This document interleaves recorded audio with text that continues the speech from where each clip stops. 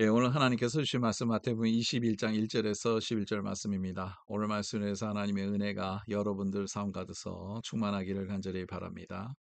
예, 오늘 말씀은 이제 예수님께서 예루살렘에 입성하실 때 일어났던 사건이었죠.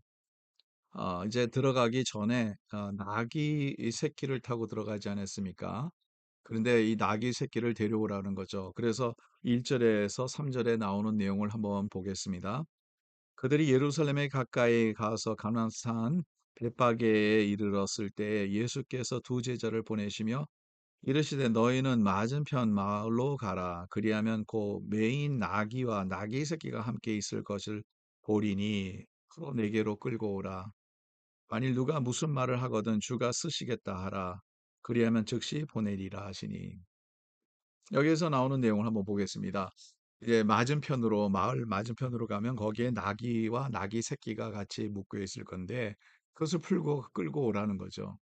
근데 거기에서 끌고 올 때 누가 와서 물어볼 거라는 거죠. 왜 이것을 끌고 가느냐? 당신의 것도 아닌데. 그런 주가 쓰시겠다고 하라는 거죠.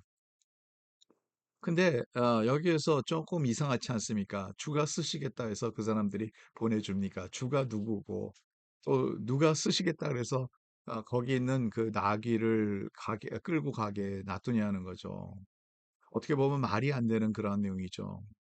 물론 예수님께서 그 전에 이 사람들과 말을 해서 미리 다 이제 벌써 계획을 다 세우시고 내가 나중에 나귀가 필요하고 나귀 새끼 풀어올 때 내 제자들을 보낼 텐데 그 제자들이 갈 때 이것을 보내주라 이런 얘기도 있었을 가능성이 있을까요? 생각 한번 해보겠습니다.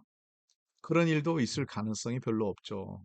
이전에 있었던 것은 예수님께서 먼 곳에서 오지 않았습니까? 사마리아에서 긴 여행을 이제 내려오시는데 물론 그전에는 바로 여리고라는 곳에 들렸다 오시는 거예요. 어디에서 이제 예수님께서 여리고에서 오는데 어디서 뭐 미리 예약하고 미리 이런 얘기가 있었고 미리 이것을 계획할 수 있는 시간이 없었습니다. 그러면 단 한 가지로 우리가 그 가능성을 생각해야 되는데 이 사람들이 어떤 마음으로 그 나귀 새끼를 풀어줬느냐 한마디라는 거죠. 주가 쓰시겠다는 거죠. 여러분 여기에서는 많은 의문이 우리가 있습니다. 주가 쓰시겠다 해서 여러분들 주가 여러분들의 뭐 소유를 쓰시겠다 해서 그것을 다른 사람들에게 줍니까? 아, 어떻게 보면 예수님께서 제자들을 보내서 그 성만찬 하시기 바로 전날 성만찬의 그 밤에 예수님이 그 제자를 보내셨는데 거기에도 누구를 따라가서 어느 집에 들어가서 거기서 예수님께서 여기서 식사하시겠다. 유월절에 식사를 하시겠다 해서 거기를 준비하게 하는 거죠. 이 내용도 마찬가지죠. 어떻게 이 사람들은 예수님이 원하시는 대로 그거를 말하는 대로 제자들한테 명령하는 대로 그대로 다 이루어지냐는 거죠.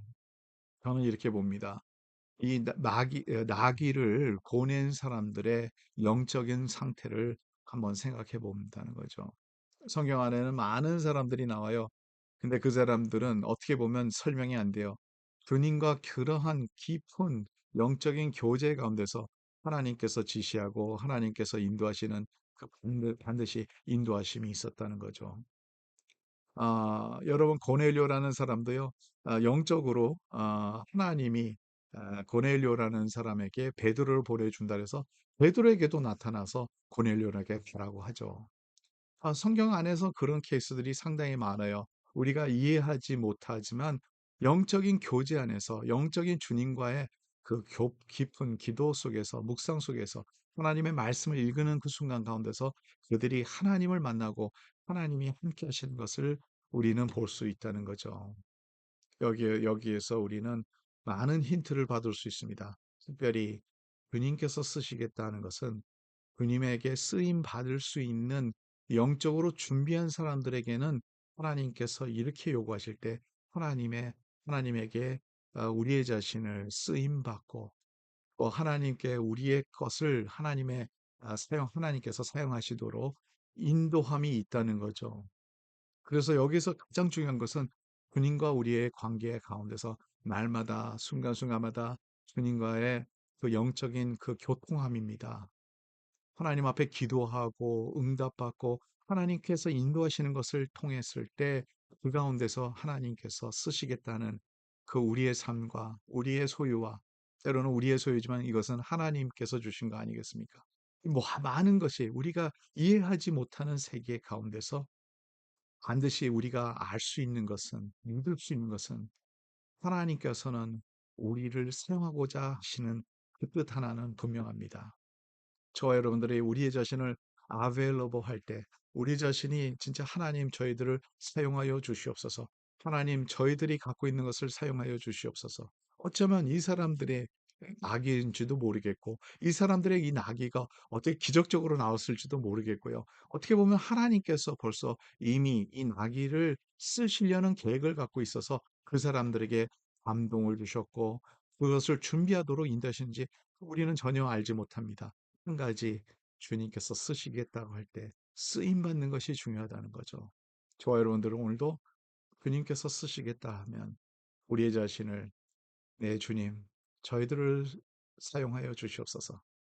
저희들을 주님의 도구로 써 주셔서 하나님의 영광이 드러나게 하시고 하나님의 놀라운 그 역사의 챕터에 제 자신이 하나님을 위해서 희생하고 바치고 하나님을 위해서 살아가는 것이 되게 해달라고 우리가 기도하는 시간이 되기를 간절히 바랍니다. 하나님 감사합니다. 오늘도 주님께서 쓰시겠다 하면 저희들을 사용하여 주시옵소서. 저희들의 삶을 사용하여 주시고 주님께서 주신 것을 주님께서 다시 사용하여 주시고 하나님께서 원하시는 대로 저희들을 이끌어 주시옵소서. 감사하며 모든 말씀 우리 주 예수 그리스도의 이름으로 기도드리옵나이다. 아멘. 오늘도 주님과 함께 승리한 하루가 되기를 간절히 바랍니다.